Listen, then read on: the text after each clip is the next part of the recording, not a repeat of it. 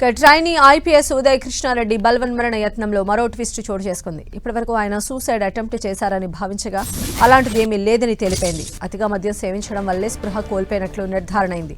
తనపై వచ్చిన ఆరోపణలు, అధికారుల చర్యలతో కృష్ణారెడ్డి మనస్తాపం చెందారు. నిన్నటి నుంచి అతిగా మద్యం సేవించారు. ఈ క్రమంలోనే ఇంట్లోనే స్పృహ తప్పి పడిపోయారు.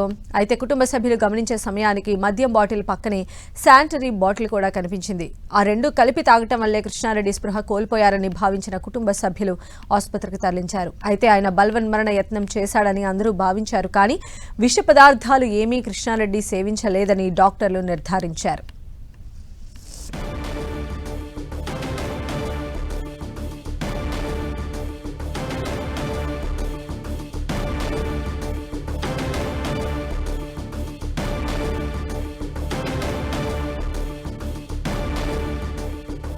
ట్రైనీ ఐపీఎస్ ఉదయ్ కృష్ణారెడ్డి బలవన్మరణ యత్నం కేసులో మరో ట్విస్ట్ ప్రస్తుతం బయటకు వచ్చింది.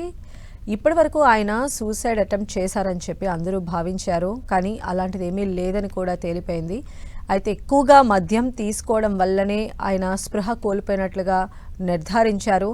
అయితే మనం చూసాము, ఈయనకి సంబంధించిన లైంగిక ఆరోపణల కేసుకు సంబంధించి అధికారుల చర్యలు కూడా ఆయన పైన తీసుకోవడం జరిగింది. ఈ నేపథ్యంలోనే కృష్ణారెడ్డి తీవ్ర మనస్తాపానికి గురైనట్టుగా తెలుస్తోంది.